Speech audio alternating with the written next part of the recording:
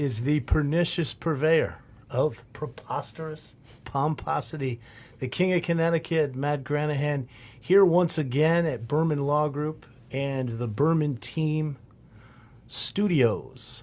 Welcome to the Berman Team Podcast. And I am very excited about this guest we have today. He is a veteran journalist of mixed martial arts. He goes all the way back to the no holds barred days. He was Eddie Goldman's sidekick. He was intricately involved with Art Davie, the creator and founder of the UFC. He was a fighter and competitor himself. He's interviewed everybody, the who's who in MMA, a renowned journalist, and dare I say, some more alliteration, a paragon of pugilistic punditry. It is my pleasure to welcome Mr. Bob Carson to the Berman Team Podcast. Wow, I am absolutely honored. I'm absolutely flattered. Thank you so much. It's an honor to be here at this great studio. I really, really appreciate it. And I want to say also, everybody, that Miss Britt Garcia is here once again. Hello. And Bob, you know, I have to say, the last time that I saw you, ironically, was here in Florida, and we were at the gym of a mutual friend of ours who happens to be one of our last guests on the Berman Team Podcast, Mr. Larry Mazza. And interestingly enough, I introduced you to Larry Mazza through a press conference that you were at. You were one of the media represented at a press conference I did at the Showboat Casino in Atlantic City, New Jersey. I was alongside of Johnny A-Light from the Gambino crime family, and we were discussing a potential fight between Gotti III and a man that I represented for years in MMA, an old friend of mine, the New York badass Phil Baroni. So, Bob, give us your thoughts, first of all, of covering that event. That was really amazing because I spoke to you and you'd said that John A-Light was coming down to Atlantic City. Now, I knew who John A-Light was, but I didn't really research him that much. But, I knew who he was mainly because his podcast is so widely distributed. He's got so many views and whatnot. And so we met down there. I met John A-Light. I met his trainer, who his name escapes me and whatnot. And we actually did this press conference at the Showboat Casino in Atlantic City. I believe it was August of last year. So it's been over not about 5-6 months ago. Time flies fast, And so we met. I met Mr. A-Light, met his trainer, and whatnot. We discussed it, and then we did that press conference, and the quote unquote hit the fan. You remember this? I remember it like it was yesterday. The whole idea was Phil Baroni, John Gotti III, who called out Phil Baroni, who you manage, very, very well, former UFC fighter, former Pride fighter, the New York City badass, Phil Baroni, a Hofstra wrestler, and overall veteran of mixed martial arts, very, very polarizing personality, interesting guy. Gotti III had called out Phil Baroni years ago in his career, and because of the family history and whatnot. And we were supposed to make that happen. But also, in addition to that, John A-Light called out Gotti Jr. Gotti Jr. to a boxing match. A-Light was in very, very good shape. If you listen or read his book, Gotti's Rules, A-Light spent a lot of time boxing in shape in some of the most difficult prisons in the world. Wanted to fight John Gotti, and we had, if I'm not mistaken, some people that were interested in putting that on, some promoters and some possible online streamers and whatnot. And once that happened, everything just kind of exploded. As you've mentioned, the Gotti family responded. We heard from Angel Gotti, released a statement, I believe. Sammy the Bull responded. He took exception with our press conference because A-Light was quote unquote bringing up the families and bringing up John Gotti III and whatnot, and a whole host of other people responded to the idea of both fights, but mainly I thought they were really interested in seeing John A-Light fight John Jr., which I would be intrigued by and whatnot, and it just kind of it's just kind of had a life of its own, and from there. I was introduced to Larry Mazza, and you recall that time when we went to Larry's gym down there. I think it was in Melbourne or close to Melbourne. I don't remember exactly. Actually, Bob, it was in Cocoa Beach, and I want to backtrack a little bit. Don't want to spend too much time on this, but the reason that fight was so intriguing between Gotti III and Phil Baroni, you did not mention, is because Phil Baroni and his father, who was a Gold Star detective with the NYPD, were both heavily involved with the Gambino family. Phil Baroni lived with Johnny A-Light, who was an enforcer for the Gambinos. Mm-hmm. He did a number of home invasions using his father's badge. They robbed a number of drug dealers. Phil was actually stabbed up in the back of the head, had to leave Hofstra and go out to wrestle in Michigan. So that's why this was such a compelling fight, why this was such a compelling story. And that's kind of the segue to the subject that I want to spend some time on with you here. A lot of folks don't know the roots of the Ultimate Fighting Championship. A mutual friend of ours, Art Davey, started the company, right? And when you say a lot of people is me. Most people, yeah, I would say most people. Well, I'm going to say most fans. Most don't know fans, what we're yeah. about to talk about, Bob, here, what we're about to discuss. So Art Davey, mutual friends of ours, started the UFC. It started out as an open weight. There were no weights. There were very few rules. And it wasn't what you see today. It was a tournament style. Yeah. And under Art Davey's leadership, it segued into the mid to late 90s where they started instituting rules, right? Yeah. And around 2000, there was a gentleman that everybody knows. Like, Brittney, you know Dana White, right? I do. I do. Now, Dana White has recently talked about how he was strummed out of Boston by Whitey Bulger's people and ended up in Las Vegas. And the way he tells this fairy tale story, bought the UFC with his friends, the Fertitta brothers. Now, when I say people don't know the roots of where the money came to buy the UFC and the roots of the UFC, Bob, I want to talk about who are the Fertitta brothers and where did their money come from? What is their history, their family history? The Fertittas, along with the Maceos, ran the city of Galveston, Texas, before they ended up in Las Vegas and had the starboard and the casino. They were actually featured in the movie Casinos, the folks that were representing the Fertittas. So, Bob, talk a little bit about that history. Interesting, yeah, because the Fertitta family is actually married married to the Maceo family, so they're linked by blood. I think it was Rose Maceo was married to one of the Fertittas, one of the earlier Fertittas, and as you mentioned, they came to New Orleans and then they went to Galveston, and they run Galveston with the Maceo family for decades. We're talking, made a fortune. Yeah, and every type of criminal activity flourished in that time. You had brothels. There was, I think, one brothel, or for every 67 citizens, there was one prostitute in Galveston. Most brothels per square mile, but the picture that Bob's painting is a little deceiving because it was a very clean city. It was a city where a lot of the elite at the time came. They had a very famous hotel and casino right on the water. That flourished for years in Galveston. The Fertittas and the Maceos reported to Carlos Marcello out of New Orleans, who was very powerful. And one of the things that Larry Mazza, who was just on our show, and a lot of these guys were cooperators out of New York. Larry's a great guy, but he was a cooperator against FBI agents that were corrupt, but cooperator nonetheless. They paint the picture that everyone who from the mob ends up either dead or in prison, and that's not the case. The Fertitta brothers are a great example of how that is not the case.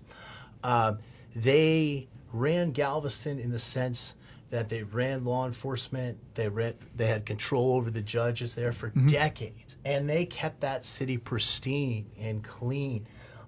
Even going back to the time before Castro came into Cuba, they had Cuban entertainers, but also at their hotel and casino, they had Frank Sinatra, Tony Bennett, Bob Hope. It was like a mini Las Vegas, up until the point where Las Vegas flourished. And what made that so amazing and so interesting is that's where their money came from. Yep. They were run out of there by the Texas Rangers, and everybody knows like Chuck Norris, Walker, Texas Ranger.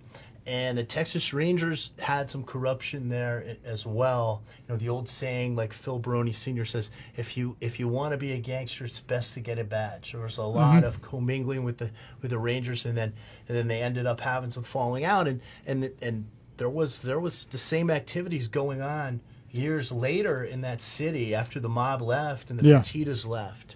And they went to supposedly Las it was worse off when the government took control of the the districts, and when it was worse Turned off. into a slum. The Macios had a really good reputation amongst the community, and we should be very, very clear about that. The Fertittas also had a way of dealing with the media too.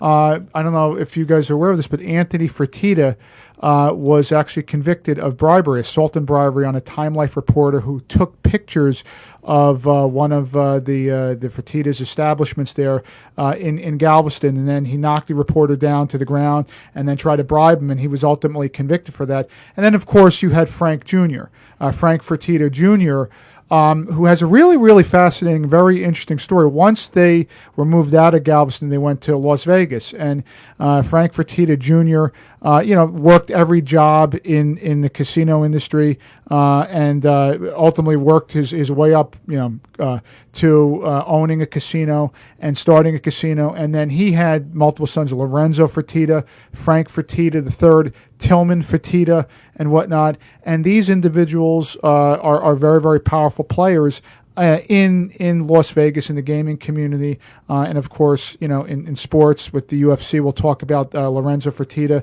and the UFC, and Tillman Fertitta with the Houston Rockets back in 2017, purchased the Houston Rockets and whatnot. But the interesting thing is where the money came from. It came from mob activities. They had a fortune when they left. Frank Fertitta Jr. was caught on a wiretap with another individual about money scheming operation. This is the basis of the movie Casino. Sure. Yeah. And Frank Fertitta, and then Frank Fertitta saw that the mob activities are going to jeopardize future opportunities there in Las Vegas. So he quote unquote left the life or went clean, and his sons. I say there's not much. We know how the family made the money, but it's not much reported in terms of Lorenzo and Frank Fertitta III and Tillman Fertitta. They have kept a watchful eye on the media. They have kept a real close tab. It's very difficult to find anything online regarding the Fertitta family history and the UFC. And we'll talk about and the reason why that is. But let's backtrack. You mentioned the UFC. Let's go back to 2000, 2001. Bob Meyerowitz. Bob Meyerowitz had SEG, Sophomore Entertainment SEG. That was the company that owned the UFC, and then they had the UFC. They were starting back in 2000, 2001, before the unified rules. Lorenzo Fertitta was on the Nevada State Athletic Commission. Okay, and the UFC applied for sanctioning in Las Vegas to hold an event there. Lorenzo Fertitta was on the board. I know from talking to sources back then, I know from people that were there, that the Nevada State Athletic Commission was on board for this. There was one holdout, and that was Lorenzo Fertitta. Lorenzo Fertitta denied the UFC for sanctioning back in 2001. Then subsequently, not too long, maybe 6 months after that, he purchased the UFC for however many, $3 million.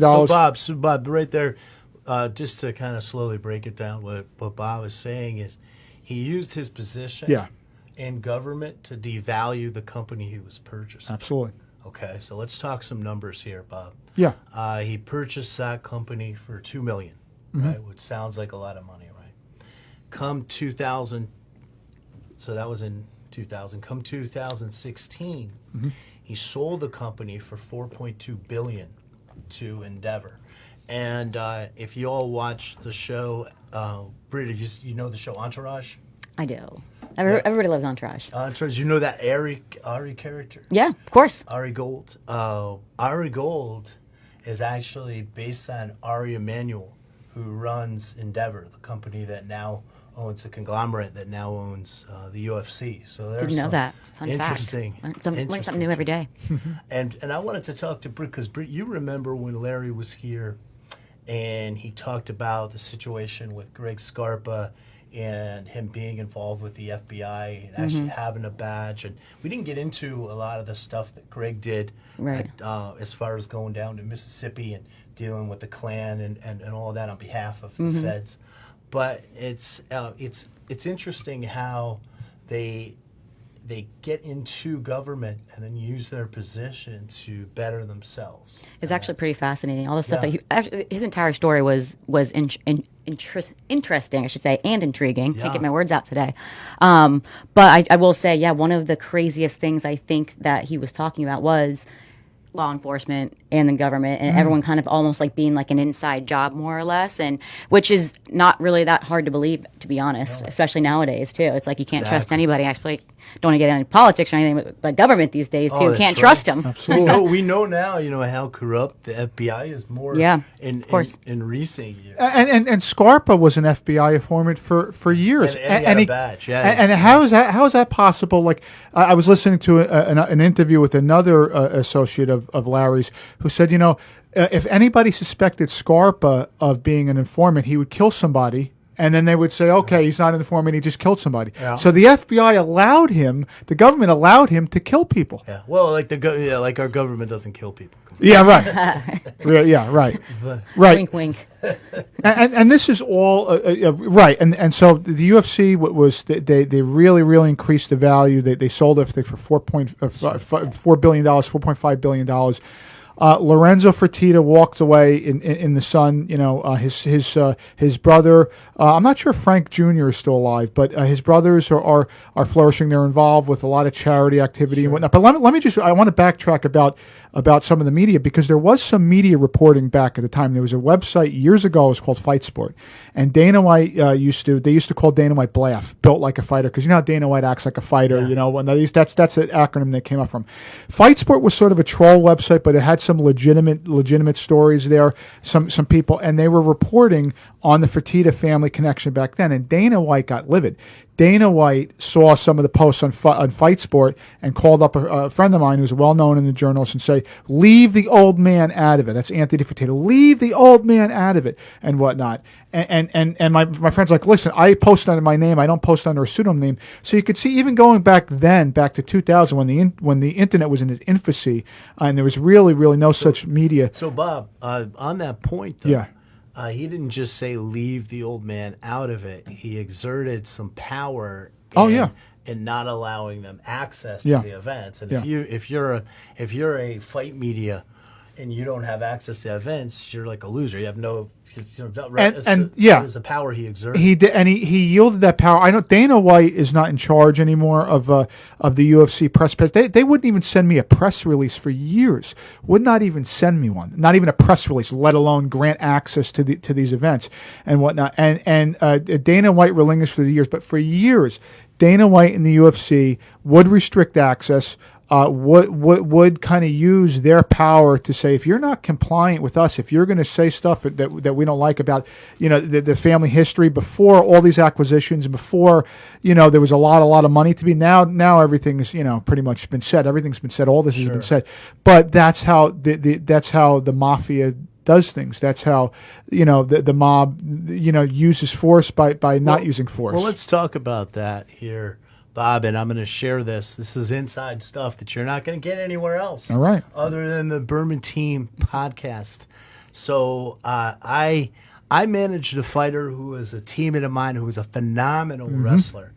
He was a wrestler out of Iran, Kamal Shalarus, and he was a really hot prospect years ago. He was undefeated in WEC, okay?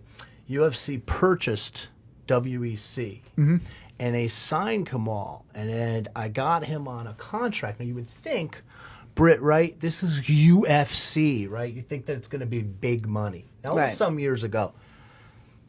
They don't pay big money. They didn't pay big money back then to their fighters. It was all about exposure. You're going to be on TV. Well, the way that fighters make money at that time period was through their sponsors. So tap out was really big back then. Okay, they were giving Kamal 10 grand a fight. He wasn't even getting 10 grand per fight for his first 3 UFC fights. I'm going to throw some numbers. I don't know if these are exact. I can't remember. It was a long time ago. But I'm going to say, let's say it was 8-8-12, which is 8,000 your first fight, 8,000 your second fight, 12,000 your third fight. You're only getting 3 fights a year. And then there was your sponsor money. Well, after they signed Kamal under Zuffa, which is the Fertittas, and we should probably explain because some folks may not even get this. Everyone knows Dana White. Dana White got his money from the Fertittas. That's where his money came from. High school Dana buddies. White is the guy that they put out there as the picture, the face of the company, like a Jack Tunney. Okay, yeah, exactly. Jack Tunney, good example from the old WWF. Yeah. So this is the situation here, right? So I get a call from Mike Merge, who's their legal guy, after Kamal. We signed Kamal's contract, and he goes, I got to talk to you about Kumar's sample sponsors. He calls him Kumar, number one, which is to degrade him. He's a real hot prospect at the time. So we go through the sponsors. When we had this meeting, the first thing he says is, I'm going to need all your numbers. I'm going to need all your sponsor contracts. And I knew that they shook people down, but I didn't understand the extent of it. And I want people, the fight fans, to listen to this and understand this. Okay, there's 4 sponsors on that first fight, right? First one's tap out. It's 10 G's, 10,000. So it was like, we're taking 6,500. What? Taking 6,500? I'm only paying him $8 grand for the first fight, right? Then you get to the second sponsor. Let's say it's $2 grand. Numbers might not be exact, but they're ballpark, right? So now we're up to 8,500. And they're only paying them $8. So now they're at a profit. Let's get to your third sponsor. We're taking 1,500. Now we're up to 10 grand. Let's go to your fourth sponsor. It's like another grand. We're up to 11 grand. So you're paying him $8,000 for his fight purse. And you're taking $11,000 of our sponsor money. And I got a cut of that too.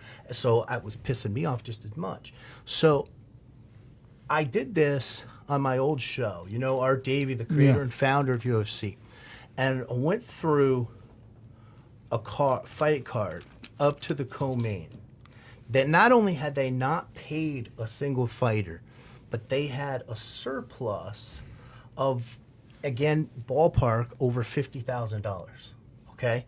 By the time they got to co-main and main event, they were taking their sponsor money too, but the fight purses went way up. But it was a wash. When you actually analyze the numbers, it was a wash. So they weren't paying the fighters anything. It was like an amateur show. Yeah. So that's where I say they took those mob tactics. Yeah. Now that world is all changed now. Yeah. They're owned by Endeavor. Yeah. They sold the company for $4.2 billion. But during that block of years, of 15 or so years, when Zuffa owned the company, which was the time period when UFC became a household name, they weren't paying their fighters. No. And here we are, fast forward to 2022. You got Francis Ngannou, who, if you believe it, made us $600,000. Where in boxing, Tyson Fury made $30 million. There's a problem. There's a real disparity in pay. That's a whole other. But it goes back to these tactics. Listen, let's be honest. The Fertittas and Dana White are very smart. They know what they're doing. and they've created a monopoly on the sport. You know, you go back. You remember the IFL? Sure. The IFL started in 2006. It ended in 2008. WEC sold to the UFC. Strikeforce merged. Bellator is still hanging on by a thread. Bellator is now on Showtime. I don't know how they're making money, but the UFC has created a monopoly. And there's been some fighters. There's been some lawsuits, Mark Hunt and antitrust lawsuits and all that stuff. But you know what? It's gone nowhere. It's gone nowhere because of the arguably anti-union tactics, because of Dana White. You mentioned Dana White's the face. Dana White is probably the most effective face of a company, the most effective mouthpiece for a company ever, anywhere. Yeah. He can knock down arguments. He's very good in front of camera, very abrasive. The media likes him. He's received preferential treatment, arguably, from the media, and he owns the media. Dana White, Ariel Helwani, who had a big feud with Ariel Helwani, was crushed in the media by Dana White and whatnot. And that's how they operate, and they're very, very good at the game. They've created the game, or they've not created the game, but they've mastered the game for sure in Las Vegas. And Station Casinos, which was owned by the Fertittas, we should also have numerous complaints, anti-labor complaints in front of the National Labor Relations Board, which is not that surprising. But when they were supposed to the legalization to mixed martial arts back in 2011 in New York City, that became a problem because the culinary union in New York City came out against the sanction of the UFC. But eventually they got it sanctioned in the UFC. It's legal now in the UFC. So, look, it's a mixed bag of tricks, but it's mob rules. And to your point, Matt, nobody's out of the life. I know this. Nobody's out of the life. No, these mafia figures, they say, "Oh, you join the mafia and that's it. It's a road to jail." No, it's not that simple, unfortunately. Well, the idea, the concept is, you clean the money for your children, and that's exactly what the Fertittas did. Yes, they were a great example. There's tons of examples of that. But what you hear on these other podcasts, and we mentioned John Elite, Valuetainment up the road here in Boca, their number one guest, the most millions of views that they got was John Elite. Oh, wow. He did that press conference with me. Very, very bright guy, very smart guy. Yeah. He's to be out of the life now, but it's such an interesting history. I mean, it is what it is. I don't make judgment on it, but I just want to share my own experience there. Yeah. And I do want to preface this, Bob, is that I don't know what's going on in the UFC now. I don't follow it. It's hard. I don't know what's going on with Endeavor, but I don't know what's going on the business side. I haven't managed any fighters for years. I have never managed a fighter under Endeavor after the 2016 when they were purchased. All my knowledge goes from those Zuffa years, and I wanted to give the fans an inside view of that time. Yeah, because you don't hear a lot of it on today's media because everybody's so focused on the latest. The UFC has so many events each year. They have contracts. They've got TV contracts. They've got online contracts. They have to pump out content. Even the pay-per-views have slowed down. The pay-per-view model, they just raised the prices for the pay-per-views to something like $80, which is pricing a lot of people out of the market. They don't care anymore because they got the $30 million. Exactly, from ESPN. Because they got a lot of money. They got money, so they don't care about. Nobody buys these pay-per-views anymore. Nobody does. That's why Dana White, look, you say what you want about Jake Paul. Dana White responds to Jake Paul because Dana White sees, I think, Jake Paul arguably as a threat because he's getting a lot of attention. Genius. And you got a lot of former UFC fighters fighting for. What do you think of Jake Paul? Honestly, I don't think that. I don't know. This is crazy. I'm like the one person on the planet who doesn't really follow him or obsess over him. But you hear of him. I hear of him and I know of him. Yeah. And he has a brother, right? Too? Logan, Okay. Yeah, so I hear them just because it's like, unless you live under a rock, you have to know who they are. But I don't think that I have enough information to really form an opinion because you're like, oh, I love that kid. But like to me, outsider looking in, I'm like, those are douches. Like, they are. That's what they want you to think. Heels. Yeah, I'm just like, they're heels. They want you to think they're douches because they're heels. Yeah, so I don't know, but I honestly, if I started following her, I might like them. I don't know. And they've done their job. If you don't follow, and unless you're under a rock, you know who Jake Paul is. You hear of Jake Paul. Jake Paul fought Tyron Woodley. Tyron Woodley, who's 40 years old. He's not a young guy anymore. He's a former UFC fighter. And then you got people going over to bare knuckle boxing. Mike Perry just came out and said, I'll never go back to MMA because the contract that I got from bare knuckle boxing is much better than I would have in the UFC. Bill wants me to get him a fight with Mike Perry. He keeps messaging me about that. Oh, yeah. Well, never say never. But, listen, this history is so important. That's why this podcast is so important because none of the Johnny come latelys. Everybody has a podcast nowadays. Everybody has a stream. Every UFC fan now practically has a podcast, has something to say. But very, very few people were around back then. And very, very few people know exactly what happened, back then. There are people out there that have been glued to this for years, that have been covering it longer than I have. I've been covering it since 2004. And you're not going to find too many people that do. But Eddie Goldman predates me. John Peretti, who was the original matchmaker of the UFC, who's now a Texas Ranger. Go figure. John Peretti is 57 years old, something like that. He's in great shape. He's a Texas Ranger at 57 years old. It's insane. He was a judo, a black belt under Gene LaBelle. He was the original matchmaker of the UFC. Let me get a plug in, Bob. Yeah. Gene LaBelle wrote one of the forewords for my book, Rough and Tumble, yes. which you can Great buy book. at erikpaulson.com. And we have the book and T-shirt deal. The ultimate history book on grappling, MMA, wrestling, Rough and Tumble. Yeah, Eric Paul and Eric Paulson, you guys did a great job. And you came on my podcast, and we spoke about that. Really, really encapsulates the history. Again, that's a very, very important point of the sport. History. Where did this come from? Who are the pioneers and whatnot? And the UFC's had their Hall of Fame and their Hall of Fame inductions, but you know what? There's still a lot of controversy because the UFC, controls that and whatnot. So, like in baseball or football or boxing, it's pretty much like there's not one company that dominates. It's interleague cooperation. It's the Hall of Fame is not politicized and whatnot. I had a stint with Bellator on the marketing side, as you know, Bob. Yeah. I was prime marketing consultant for those guys right at the tail end of Bjorn Rebney. And we were trying to get ratings over from UFC. This is something fans will enjoy too, because at the time when I came on board with those guys, think about this. UFC was Spike TV. They built that network. Mm-hmm. They were moved over to Fox. So Bellator was trying to capture the UFC fan. It's still the same sport. I call it cage fighting. Yeah. Still the same sport. So what I did was I got one of the guys that I've managed for years, Stephan Bonner, and I wanted to recreate the Stephan Bonner-Forrest Griffin fight. And why don't you tell Brittney how important that fight was to MMA? Oh yeah, that was the start of The Ultimate Fighter, the Ultimate Fighter reality show, which is fighters living in a house and fighting, and then by the end of this season, two guys fight for a contract, for a UFC contract. Bonner and Griffin, and they had what fans consider to be the greatest fight ever. It was what put UFC on the map. Yes, it's what made it a household name. Yeah, 2005. Yeah. So anyway, at that point, that was 12 or 13. I don't recall the exact year.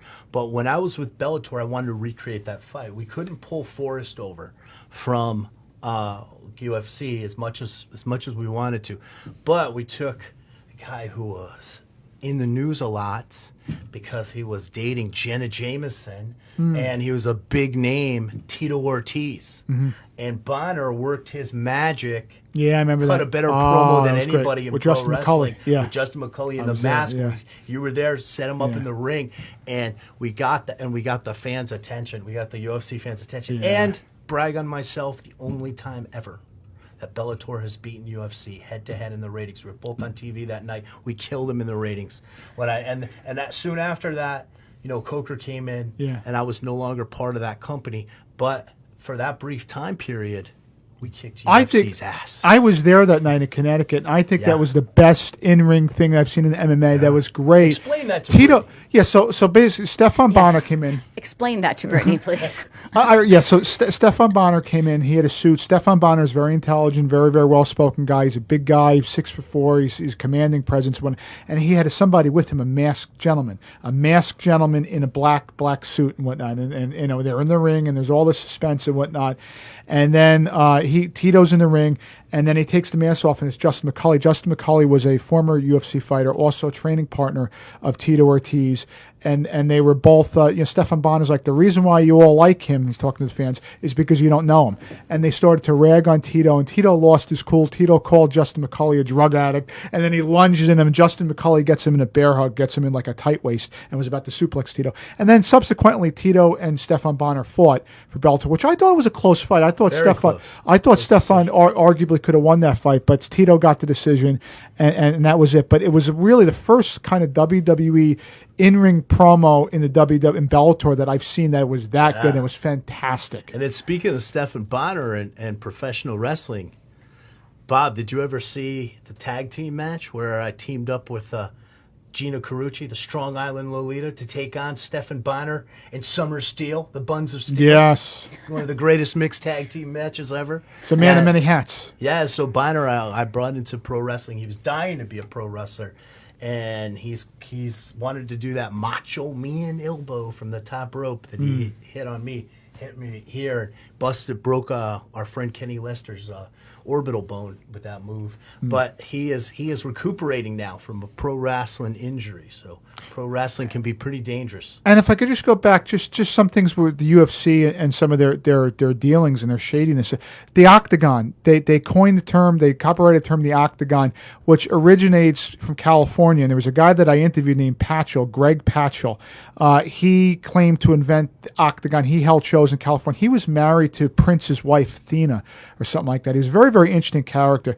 And the UFC was also dealt with Armando Garcia, who was the head of the California State Athletic Commission, who was found, he had $300,000 in a locker, cash in a locker. And he ultimately resigned. And the California State Athletic Commission and Nevada, if you look at what they've done as far as moving events for the UFC, denying competition, I think it's fair to say that they've been influenced by the UFC over the years. There's a lot of money to be made. These commissions make a lot of money, and I understand that. But there's we could do an entire podcast of people, of stories about the UFC dealings, Fertitta's, some of their dealings even before the unified rules of 2001 and whatnot. So this is all stuff I think that needs a platform, a proper platform, and people just to really examine this, because, like I said, the Johnny Come Latelys, the people now that watch the UFC, they only want to watch fights. They want to watch blood. They want to see knockouts. They want to see, and I understand that. I'm a fan first and foremost too.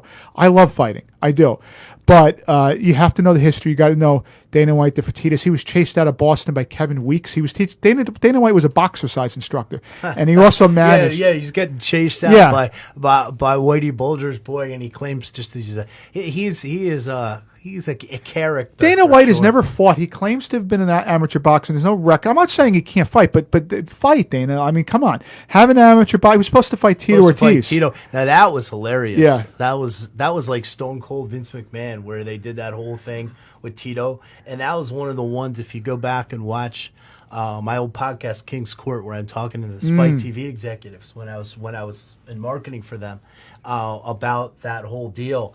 That was we based that off of the whole Stone Cold Vince McMahon thing. We were talking about how they set that up. So I want to give Brittney a chance to ask you some questions. Thank you. Because you have a fight coming up, and I want her to talk about that and ask you any other questions she has. Thank you. I know I probably have a lot because I'm such a UFC newbie, and I have to be honest too.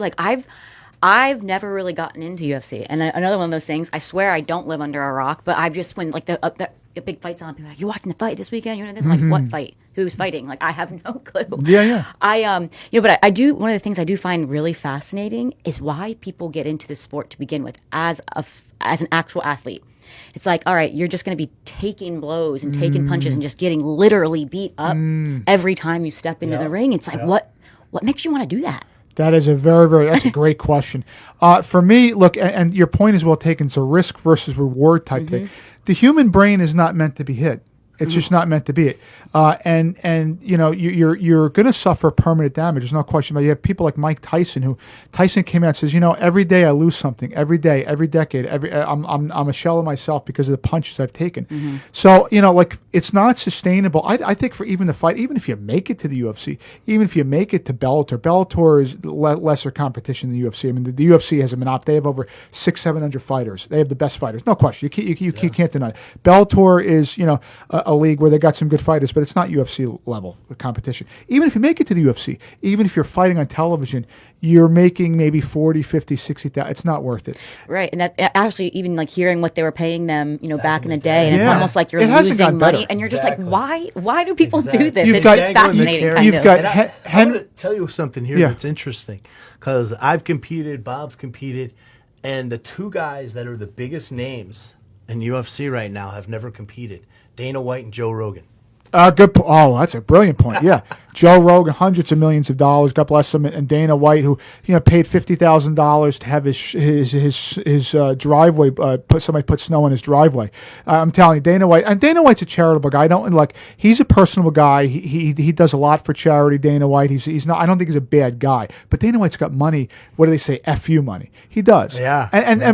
So does Rogan. Yeah. Well, Rogan does, and so does apparently Neil Young, but we don't know. Oh God. I was gonna bring that up, and I'm like, maybe. It's either me or Rogan. So let's put him in the cage. I'm trying to think of the joke. Who is that other? There's another singer now that's threatening to pull their music, and it's like who?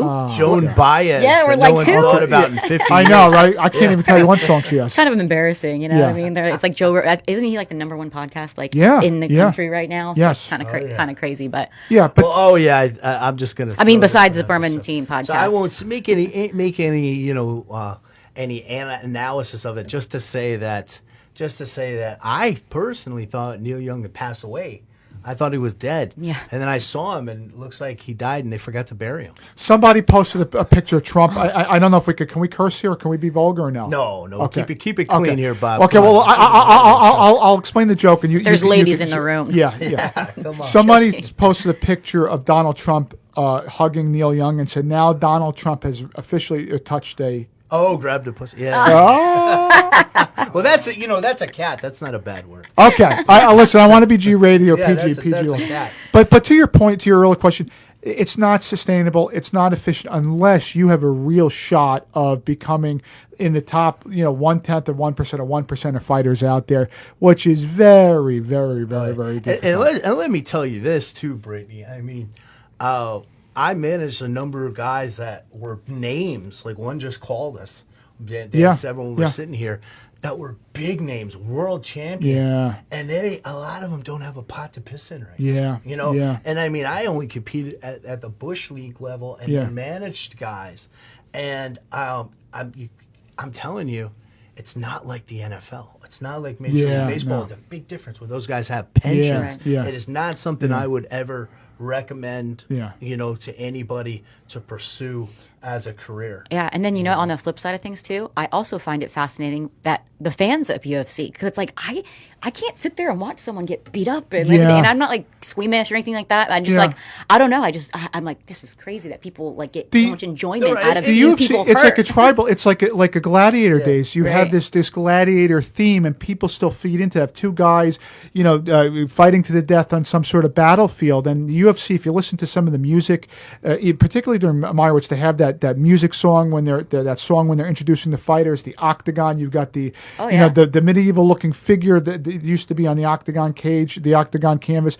It's that ritualistic, that medieval, feel, that duel that people get, and the UFC for years has kind of pumped it out. They used to call it human cockfighting. John McCain used to call it human cockfighting. He was instrumental in the opposition to UFC and whatnot. But I think people have.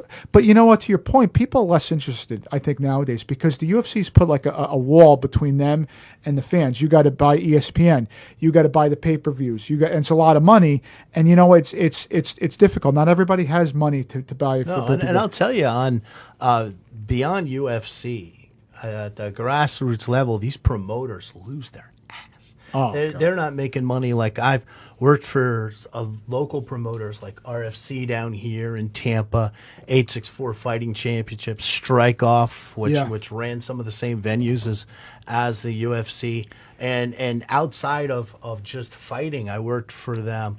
As a matchmaker and also broadcaster and getting them on streaming services and marketing, and I hustled to make my money, but I never ever would promote a show because those promoters lose them. Well, unless they're connected to the UFC, like the CFFC, which runs in Pennsylvania. They're a feeder organization for the UFC. They're on UFC Fight Pass. Ring of Combat, which is Lou Neglia. Larry Mazza used to train with Lou Neglia. I fought for Lou Neglia. Yeah. I fought for Lou Neglia's a great guy. But guess what? He's a feeder organization for the UFC. There's been 60, 70, 80 fighters from Ring of Combat that go fight in the UFC. The only way for them to survive is to ingrace themselves to the UFC and essentially be a feeder organization for the UFC. And UFC has these. They have the Dana White looking for a fight. They go all over the country at these local shows. Him and Matt Serra, Dean Thomas, some of these guys. They pick local fighters that usually very rarely make a dent in the UFC at these local organizations. But yeah, to your point, it's hard. And in COVID day and age, it's even more difficult. You know, I'm involved with Pancrase. I fought for Pancrase in August. Talk about that, Bob, because I mentioned the Rough and Tumble book that I did with Eric Paulson, which was about a history of grappling and the history of MMA.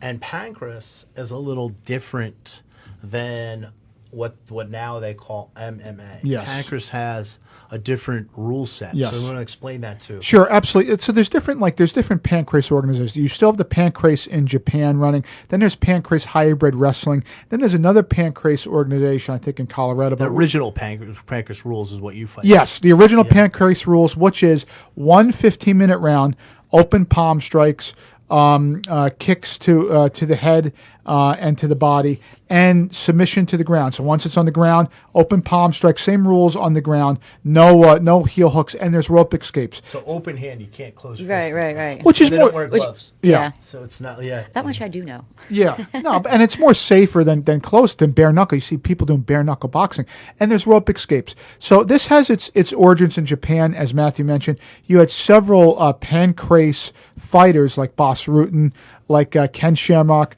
like Frank Shamrock, like Guy Mezger, who was a UFC 13, I think, champion. They all fought under Pancrase, and they all came from Pancrase to the UFC. So this is popularized. Pancrase helped to popularize MMA, had some very, very popular, pre-Zuffa fighters that fought and did very well in the UFC. You know, as I mentioned, Guy Mezger, Ken Shamrock was a super fight champion. Frank Shamrock. Frank Shamrock was the middleweight champion back then, 199 now, Dan pounds. never fought for Pancrase, Dan Severn. No.